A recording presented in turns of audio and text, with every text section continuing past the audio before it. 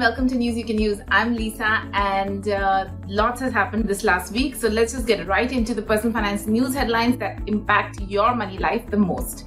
Firstly, the big listing, LIC. LIC shares have finally listed on stock exchanges. It means that they are open to be traded by public, which till now it was not possible to do.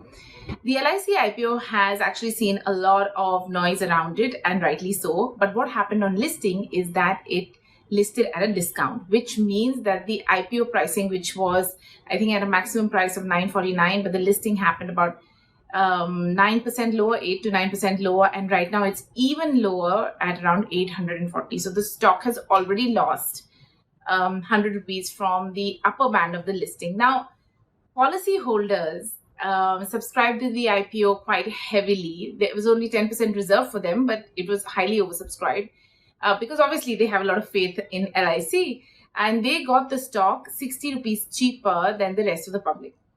So there was still some margin, but even that margin has been eroded now. What could be the potential reasons for this happening? Well, many actually, because the LIC IPO was always a question mark. Remember, they were supposed to list in March at a valuation which was double of what they finally came up with in their public offer in May. So that itself tells you that they have basically cut the price by half.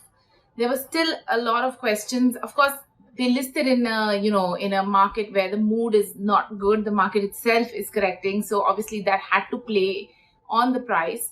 If you were one of those who applied to the IPO and got allotment, you may be feeling disappointed that the price is correcting so much. But this just goes to show that with IPOs, pricing can go anywhere, and a lot of other factors also matter. So one has to be careful in IPO investing, and the expectations that it will always list with a gain. That doesn't always happen.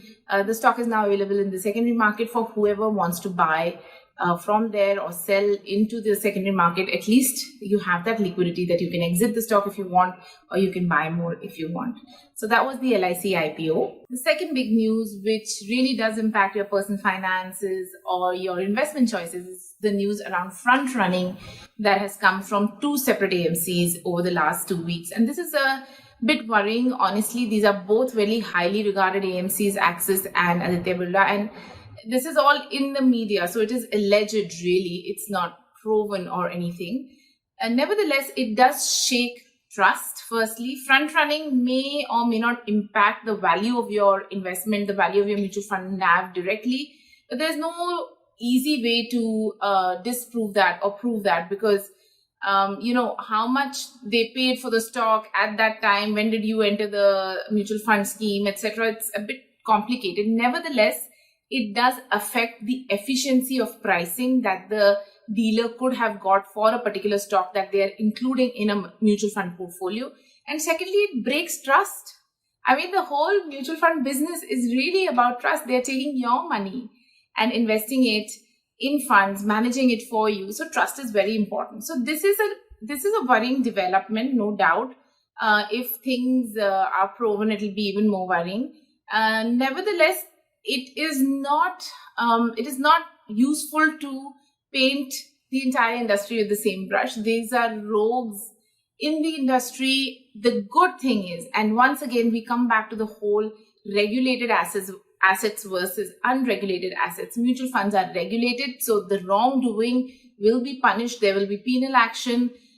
There is a regulator sitting and hence the action is actually happening. That people are being fired or whatever is happening. Some kind of change will come about really fast in investor interest. So, don't take this as a norm in the industry. In regulated assets, these kind of mishaps do get caught and do get remedied. So that is the good thing. The worrying thing, of course, is that, a breach of trust is never comforting. And the industry really needs to work hard on fixing these kind of gaps and holes in their processes so that it doesn't actually happen and investors don't need to really worry about it at all. Okay, so the next thing is inflation. Okay, we've spoken about this so much. Inflation is up at 8.5%. And there is news that interest rates could go up further 100 basis points or 1 full percent very soon. And that is concerning. Of course, it means that your spending is going to be more expensive. Spending is going to be more expensive. Doesn't sound right. It means that things are going to be more expensive. So you'll be spending more for the same amount of stuff. So you really need to kind of rein it in a little bit. And this could have wider implications on economic growth and, managing your cash flows well, budgeting your expenses over the next few months is actually a good idea.